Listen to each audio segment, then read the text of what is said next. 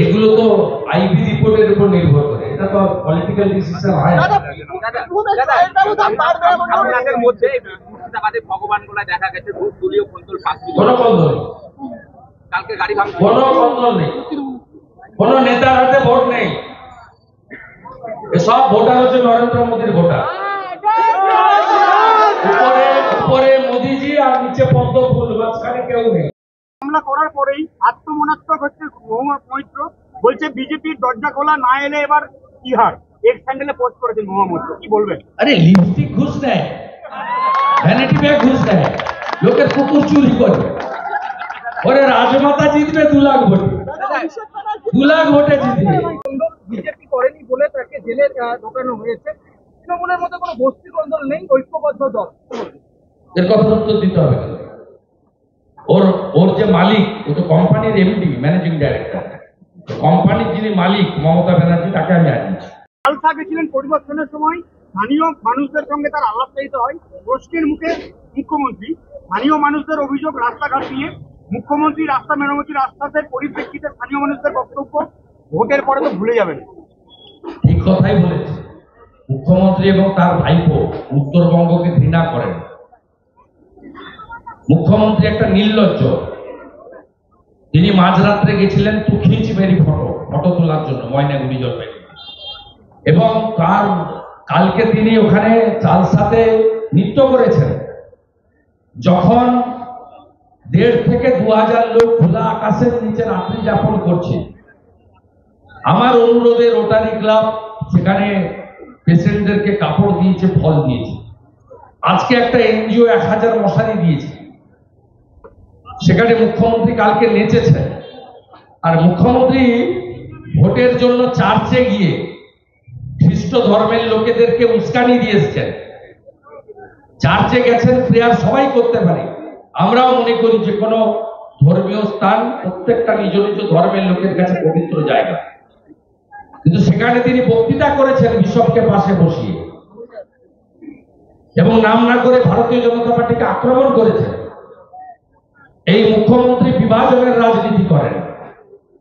এই মুখ্যমন্ত্রীর জন্যই সিএএ কে বিকৃত করে এনআরসির নাম দিয়ে হাজারদুয়ারি এক্সপ্রেস, একটা হেরিটেজ ট্রেন, তাকে জিয়াগঞ্জের আগুন লাগিয়ে পোড়ানো হয়েছিল। আপনারা কেন এত তাড়াতাড়ি ভুলে যান এসব কথা? কেন ভুলে যান বেলডাঙ্গা রেজিনগরের স্টেশন জ্বালিয়ে দেওয়ার কথা? প্রধানমন্ত্রীকে নিশানা করে বলছেন যে প্রধানমন্ত্রী কাল আসছেন, আসুন হোয়াইট পেপার নিয়ে আসুন 100 দিনের। কে হরিদাস পাল? কে হরিদাস পাল? 11-র পরে আসা মাল। 11-র আগে যে লড়াইটা হয়েছে সিপিএম এর সঙ্গে, কোনো কন্ট্রিবিউশন আছে ছোড়া? এর নামের আগে পিসিটাকে সরিয়ে নেন, আর কিছু নামের পরে ভাইপোটাকে সরিয়ে নেন, আর পুলিশটা তুলে নেন। তাহলে বুঝতে পারবেন এই ছোড়ার কি দম আছে। নরেন্দ্র মোদীর পায়ে জল দেওয়ার যার যোগ্য নেই, যোগ্যতা নেই, তিনি বলবেন আর প্রধানমন্ত্রীর শ্বেতপত্র নিয়ে চলে আসবেন। বহরমপুর, মুর্শিদাবাদ 4টে কেন্দ্রে তৃণমূল 3rd হবে, লিখে রাখুন আমার নাম করে। উত্তর মালদায় প্রসূন, দক্ষিণ মালদায় শাহনওয়াজ, ওখানে আবু তাহের, এখানে অজিত চৌধুরী। 4 জনই 3rd হবে। খলিল বাবু হয়তো 2nd হলেও হতে পারে। এ মাটি ওনার থেকে আমি ভালো চিনি, মিলিয়ে নেবেন ঘটেছি। নিশ্চিন্ন হবে এই চোর পার্টি। শাহজাহানের পার্টি গরিব গরিব দলিত কন্যাদের মাঝরাতে ডেকে নিয়ে যারা পিঠা বানানোর নাম করে বছরের পর বছর মায়ের ইজ্জত সম্ভ্রম লুণ্ঠন করেছে, তাদেরকে বহরমপুরের ভোটাররা ভোট দেবে না। ভোট নরেন্দ্র মোদী পাবে, তার প্রতিনিধি লোকসভায় যাবে। আমি এসেছিলাম বলে তো 4 লক্ষ মার্জিন 78,000-এ নেমে গেছিল। আমি এসেছিলাম বলে ওইরকম একটা পচা মাল দাঁড়িয়েছিল তৃণমূল থেকে, গান্ধীর একটা পচা মাল। ডাকাত বলে 2 ভাই পেল, যে 2 ডাকাত,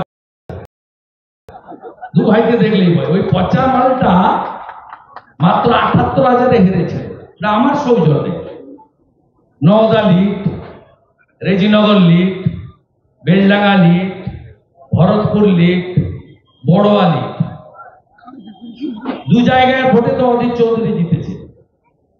এখানে পুরোহিত যিনি দাঁড়িয়েছিলেন তৎকালীন বিজেপি প্রার্থী সম্মানীয় ব্যক্তি, তিনি কার্যত স্লো চলছিলেন।